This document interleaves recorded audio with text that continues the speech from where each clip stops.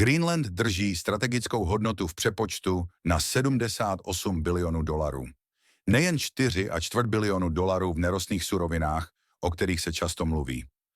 Mluvím o skutečné hodnotě, když započítáte vojenské postavení, monopol na vzácné zeminy, kontrolu nad arktickou plavbou a obrat Číny v následujících 50 letech. A tady je to, co vám nikdo neřekne. Nejde o Trumpovo ego, nejde o rozšiřování mapy, jde o to zabránit kolapsu americké technologické a vojenské převahy během příštích 20 let. A cesta ke kolapsu vede přímo přes zamrzlý ostrov, který většina Čechů nedokáže na mapě ani najít.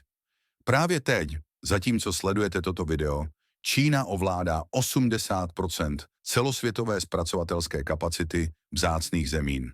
Těch samých vzácných zemí, které se používají ve všech stíhačkách typu F-35, ve všech přesně naváděných střelách, v každém chytrém telefonu, každém elektromobilu, v každé větrné turbíně. Bez vzácných zemí Amerika nemůže postavit systémy zbraní, které udržují vojenskou nadřazenost. Nemůže vyrábět technologie, jež pohánějí ekonomický růst. Nemůže konkurovat v průmyslových odvětvích, která budou definovat 20. století. A Greenland drží druhé největší ložisko vzácných zemin na světě. Projekt Kavana sám obsahuje dostatečné zásoby vzácných zemí na to, aby prolomil čínskou hegemonii a obnovil americkou technologickou nezávislost. Ovšem je stále nevyužitý, blokovaný dánskými ekologickými předpisy a politickým odporem grónských představitelů, zatímco Čína konsoliduje kontrolu nad globálními dodavatelskými řetězci. To je noční můra, kterou si plánovači Pentagonu přejí nevěřit. Americká vojenská síla závislá na čínských nerostných surovinách. Čínská vláda sveto pravomocí nad americkou vojenskou výrobou. Největší armáda v historii držena jako rukojmí země, s níž je nejpravděpodobnější konflikt v příštím velkém válečném střetu. Greenland není volitelná. Je to otázka existenčního přežití. A v tomto videu vám přesně ukážu, proč bude Amerika kontrolovat Greenland do 5 let. Ne na základě spekulací, ale díky matematice strategické nutnosti, která neumožňuje jiný výsledek. Vítejte u strategického kalkulusu. Tady rozkrýváme skutečné důvody geopolitických tahů, o nichž vlády nechtějí mluvit veřejně. Rychlé upozornění předtím, než se ponoříme hlouběji. Klikněte na tlačítko odebírat a stiskněte zvoneček. Napište do komentáře svůj odhad, kdy k tomu dojde. Chci vědět, jestli sledujete stejné ukazatele jako já. Začnu s krizí vzácných zemin, protože to je základ všeho ostatního. A čísla jsou tak extrémní, že většina lidí má pocit, že jsou přehnaná. Není tomu tak. Vzácné zeminy jsou 17 kovových prvků, jejichž názvy většina lidí nikdy neslyšela. Neodym, prasodym, dysprosium, terbium. Zní to jako vědecko-fantastické pojmy, ale tvoří základ moderních vojenských technologií a spotřební elektroniky. Každý stíhač F-35 Lightning druhé generace potřebuje 920 kg vzácných zemí.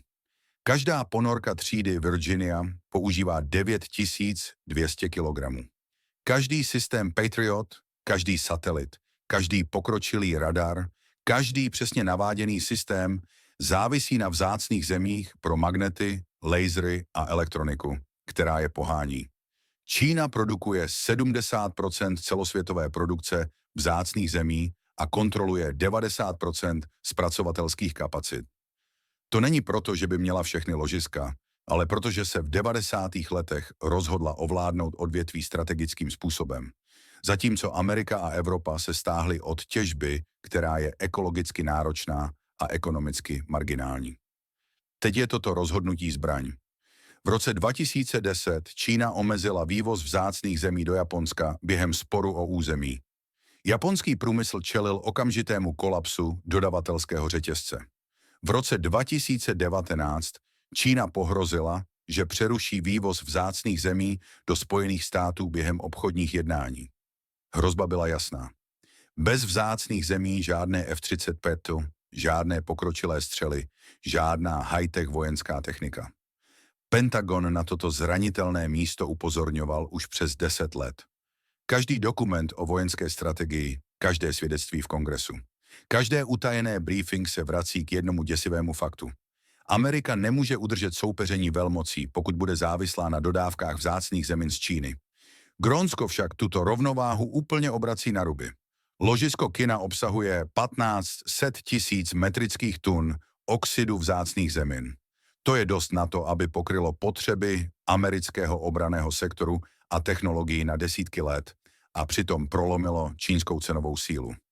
Další ložiska po celém Grónsku by mohla přinést miliony dalších tun, jakmile se rozšíří průzkum. Jenže tady je háček. Dánsko a Grónsko zablokovali rozvoj těžby.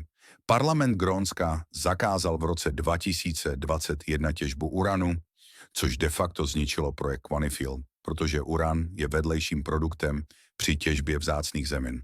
Navíc tu jsou environmentální obavy, práva původních obyvatel, ochrana rybářského průmyslu, všechno oprávněné problémy, jenže pro americké strategické plánovače, kteří čelí čínské dominanci ve vzácných zeminách, jsou naprosto irelevantní. Proto samotný problém vzácných zemin ospravedlňuje americkou kontrolu nad Grónskem. Ne proto, že by Amerika neměla zájem o ekologii, ale proto, že když jde o přežití národa, environmentální otázky jdou stranou. A věřte mi, závislost na nepřátelské mocnosti na klíčových materiálech je otázka přežití. Teď si pojďme popovídat o revoluci v arktickém námořním obchodu, protože to je ta část, která většina analytiků úplně přehlíží a přehlížet nebude. Klima se mění rychleji, než si myslíte. Arktické moře se otevírá.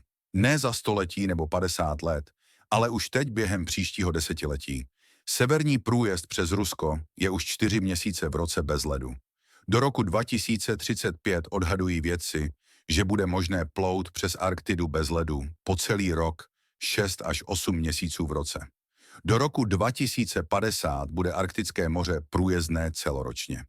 To není žádná ekologická katastrofa. To je nejvýznamnější změna v globální obchodní geografii od doby otevření Suezského průplavu. Severní mořská cesta z Asie do Evropy zkracuje dobu přepravy o 40% oproti Suezskému průplavu. To je 14 dní versus 21 dní z Šanghaje do Rotterdamu. Pro kontejnerovou loď, která denně spálí $15,000 na palivu, je to úspora $105,000 za jednu plavbu. A když to vynásobíte 1000 lodí ročně, dostanete se do miliardových úspor. Jenže severní mořská cesta vede přes ruské vody, které může Rusko kdykoliv uzavřít. Čína si uvědomila strategický potenciál a prohlásila se za téměř arktický stát, investuje masivně do ledoborců, výzkumu Arktidy a partnerství s Ruskem, aby si zajistila přístup. A tady přichází klíčová role Grónska. Každá loď, která chce projet severní mořskou cestou, musí projít úžinou mezi Grónskem, Islandem a Velkou Británií, známou jako Gookie průliv. Za studené války to byla strategická bariéra, kde sovětské ponorky čekaly na natové lodě. Dnes je to kontrolní bod, od kterého závisí obchod v hodnotě bilionů ročně. Kdo ovládne Grónsko, ovládne jednu stranu Gookieho průlivu. A ten, kdo ovládne průliv, může sledovat, zda lodě plují, zda je mohou zdanit nebo zablokovat. To není žádná teorie. Dánsko už teď kontroluje průjezd přes dánské úžiny mezi Baltským a Severním mořem. Vědí přesně, jak z toho vytěžit. Jenže Dánsko nemá dost sil, aby prosadilo kontrolu nad Grónskem proti Rusku nebo Číně. Nemá kapitál na vybudování přístavů, které by podporovaly arktický obchod. A chybí jim strategické vidění, protože v roce 2050 bude Gookie průliv stejně důležitý jako dnes Hormuzský průliv. Amerika to ví moc dobře. Pokud by měla pod kontrolou Grónsko, znamená to americkou dominanci nad arktickými trasami. Může ekonomicky tlačit na Rusko i Čínu tím, že bude kontrolovat jejich přístup k nejefektivnější trase z Asie do Evropy. To jsou trilionové možnosti strategického vlivu na globální obchod. A konečně vojenské rozmístění je to, co to celé dělá nezbytným. A ty čísla jsou tak jasná, že i ti, kdo nejsou přesvědčeni o strategické logice, musí uznat, že to je naprosto racionální. Grónsko leží přímo mezi Severní Amerikou a Eurasií. Jakákoliv ruská balistická střela, cílená na americké území, by prolétla nad Grónskem.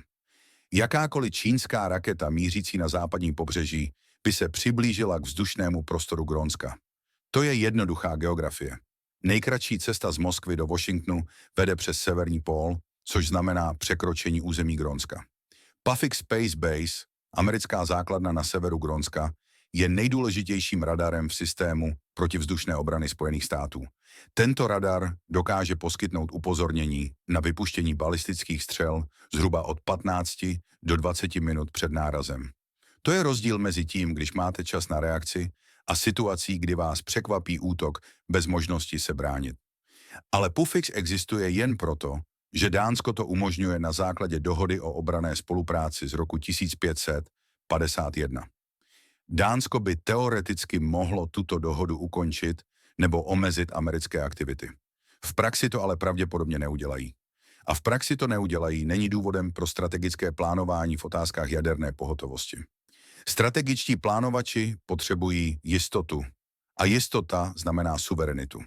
Kontrola nad Grónskem Spojenými státy znamená trvalý a garantovaný přístup ke systémům včasného varování, které chrání 330 milionů Američanů před jaderným útokem. Žádné vyjednávání, žádné dohody, které by mohly být zrušeny, žádná závislost na dánských politických rozhodnutích. Kromě obrany proti střelám je poloha Grónska nezbytná i jako nepostradatelná letecká základna pro arktické operace. Vzdálenost od Pufix k Moskvě je kratší než vzdálenost od Virginie k Moskvě. Americká letadla a stíhačky umístěné v Grónsku mohou s minimálním doplňováním paliva zasáhnout cíle napříč Ruskem, severní Evropou i Arktickým oceánem. V případném budoucím konfliktu s Ruskem nebo Čínou se Grónsko stává přední základnou pro celý severní divadlo. Nadvláda v arktickém vzdušném prostoru, operace ponorek v průlivu Gejuk, sledování ruských severních základen, na všem tom záleží kontrola nad grónským územím. A teď pozor, právě to je otázka.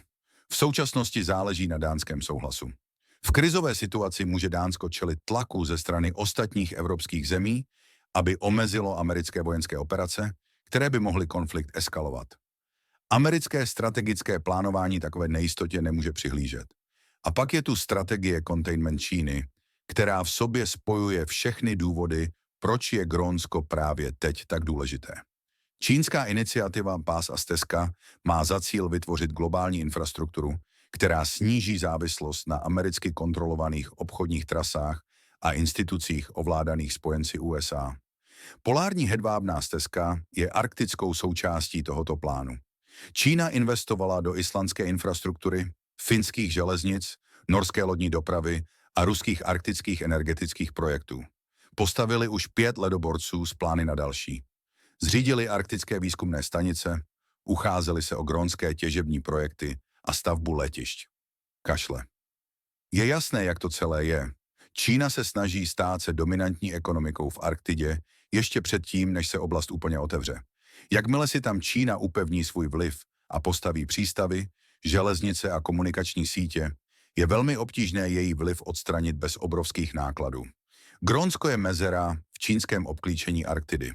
Pokud Čína získá ekonomickou kontrolu nad Grónskem prostřednictvím těžebních investic a infrastrukturních projektů, polární hedvábná stezka se stane skutečností. Čínský vliv se rozšíří od Norska přes Rusko až po Grónsko, čímž vznikne arktická sféra, kde americká moc nebude moci volně působit. Pokud ale bude mít kontrolu nad Grónskem Amerika, polární hedvábná stezka bude zablokována. Čínské lodě využívající severní cestu budou muset projít oblastí pod americkou kontrolou. Čínská dominance v těžkých kovech se bude potýkat s konkurencí z amerických grónských ložisek. Čínský arktický výzkum bude muset počítat s tím, že americké vojenské základny všechno monitorují. To je ten opravdový důvod, proč Trumpova vyjádření o Grónsku nejsou náhodná nebo impulzivní. Jsou veřejným vyjádřením strategického konsensu, který se v Pentagonu a ministerstvu zahraničí buduje již léta. Grónsko je zátka v lahvi, která brání čínské expanzi do Arktidy. Pojďme si teď ale povědět něco o ekonomickém zdůvodnění, protože právě tady se počty stávají nepopiratelnými. Každá analýza možného získání Grónska se soustředí na cenu. Kolik by Amerika zaplatila Dánsku? 100 miliard dolarů, 200 miliard už zní draze, ale to je špatný rámec. Otázka není cena, ale návratnost investice za 50 let. A když spočítáte skutečnou hodnotu, může být Grónsko tím nejlepším strategickým tahem, který Amerika může udělat. Začněme s nerosty. Konzervativní odhady odhadují, že zásoby vzácných zemin, uranu, mědi, zinku a ropy s plynem v Grónsku mají tržní hodnotu 4 biliony 400 miliard dolarů. Ale to jsou dnešní ceny. Jak se bude zvyšovat poptávka a jak se budou zpřísňovat čínské kontrolní mechanismy, ceny vzácných zemin mohou až strojnásobit. Upravená hodnota tedy bude kolem 10 bilionů dolarů. Kontrola arktické námořní dopravy generuje roční příjmy prostřednictvím poplatků za přístavy, čerpací stanice a odvětví námořních služeb. Odhady od průmyslu naznačují, že arktická doprava může v souhrnu představovat hodnotu 30 bilionů dolarů. Pokud by Amerika získala klíčovou infrastrukturu, mohla by si přijít na 10 až 20 této hodnoty. Řekněme konzervativně 5 bilionů dolarů. Obranné položky ušetří peníze za infrastrukturu, kterou by bylo jinak nutné budovat jinde. Systémy včasného varování, arktické základny, schopnost rychlého nasazení, to vše je nyní závislé na dohodách a přesunech přes oceán, které stojí desítky miliard ročně. Vlastnictví Grónska by tyto stálé náklady eliminovalo. Diskontovaná hodnota za 50 let je kolem 2 bilionů dolarů. Strategické vyjednávací pozice vůči Číně a Rusku díky kontrole vzácných zemin a arktické dopravy jsou těžko přesně změřitelné, ale odhady obranných analytiků hovoří o minimálně 5 bilionech dolarů, které lze ušetřit na vojenských výdajích, výhodnějších obchodních podmínkách a menším riziku konfliktu. Sečteme-li to všechno dohromady, dřevo za 4 biliony, kontrola dopravy za 5 bilionů, úspory na vojenské infrastruktuře za 2 biliony a strategický vliv za 5 bilionů. Celková hodnota tak přesahuje 22 bilionů dolarů a to ještě nezapočítávám hodnotu zabránění čínské dominanci v Arktidě, která je skutečně nevyčíslitelná. I při ceně 180 miliard dolarů za odkup by Amerika platila méně než 1% z této strategické hodnoty. To není náklad, to je investice století. Jenže tady je tvrdá realita, kterou nikdo v diplomatických kruzích nechce přiznat. Dánsko nedokáže rozvinout potenciál Grónska. Nemají kapitál, nemají strategickou vizi, nemají vojenskou sílu ho zabezpečit proti soupeření velmocí. A co je nejdůležitější, nemají politickou vůli přehodit environmentální zájmy a odpor místních na stranu strategických potřeb. Dánský plán s Grónskem je v podstatě udržovat status quo do nekonečna.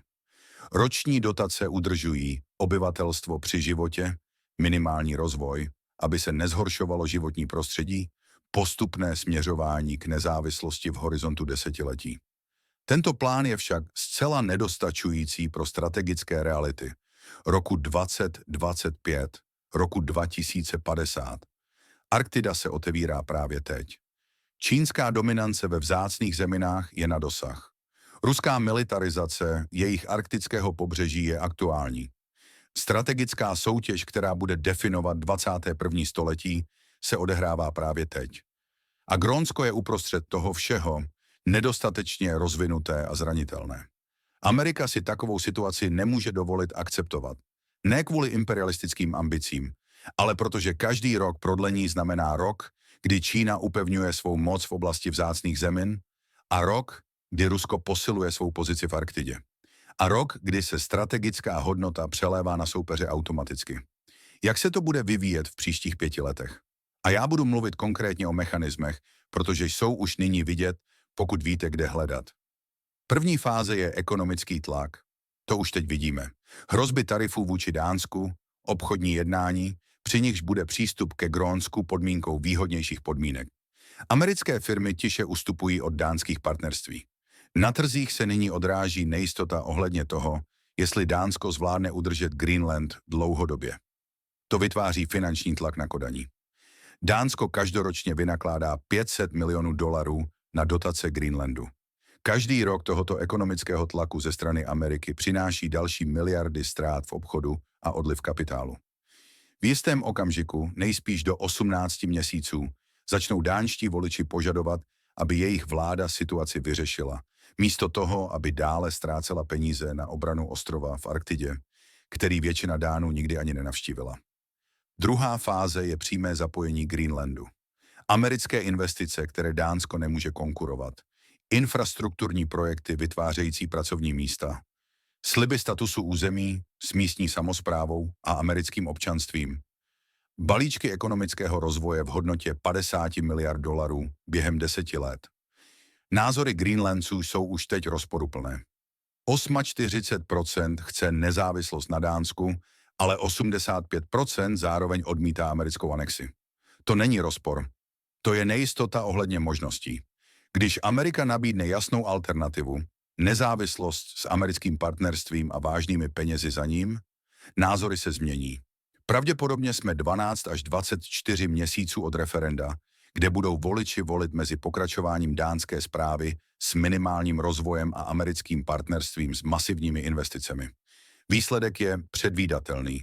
Jedna možnost přinese okamžitou prosperitu, zatímco druhá nabízí neurčitý status quo. Třetí fáze je formalizace. Jakmile Greenlandci schválí americké partnerství v referendu, Dánsko bude stát před nemožným rozhodnutím. Buď referendum zablokovat a čelit obviněním z koloniální politiky a potlačování Greenlandcůho práva na sebeurčení, nebo jej akceptovat a začít vyjednávat o podmínkách předání. Dánsko volí vyjednávání, protože alternativa je ještě horší. Amerika nabídne kompenzační balíček pravděpodobně ve výši 150 až 200 miliard dolarů. Dánsko dostane víc, než Greenland vůbec ekonomicky má. Greenland získá rozvoj, který chce. Amerika získá strategickou kontrolu, kterou potřebuje. Všichni mohou veřejně tvrdit, že zvítězili. Dánsko ochránilo Greenlandcovo právo na sebeurčení, když respektovalo jejich referendum. Greenlandci si zvolili svou budoucnost demokratickým hlasováním. Amerika získala území prostřednictvím vyjednávání a s místním souhlasem. Za zavřenými dveřmi je jasné, co se skutečně stalo. Ekonomický tlak učinil dánskou kontrolu neudržitelnou. Americké peníze získali Greenlandci podporu. Strategická nutnost rozhodla o výsledku od začátku do konce. Ten časový plán, který popisuji, je ambiciózní, ale realistický. Momentálně jsme v první fázi. Druhá začíná do 6 měsíců, jakmile se začnou realizovat americké investice. Třetí fáze by mohla nastat už v roce 2027, pokud se greenlandská politika pohne rychleji, než se očekává. Nejpozději do roku 2029, pokud to půjde pomaleji. O 5 let od teď bude Greenland oficiálně americkým územím, byť jen na papíře. Možná bude označováno jako přidružené společenství, možná jako teritoriální součást, nebo nějaký nový status, který zachová tvář všem.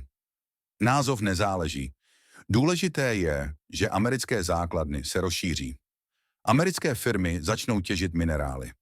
Americká politika bude určovat strategická rozhodnutí. To není předpověď. To je nevyhnutelnost daná strategickou matematikou, která zanechává jen jediný možný výsledek.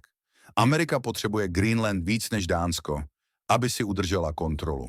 A když supervelmoc něco potřebuje víc než malý spojenecký stát může zadržet, transfer se stane.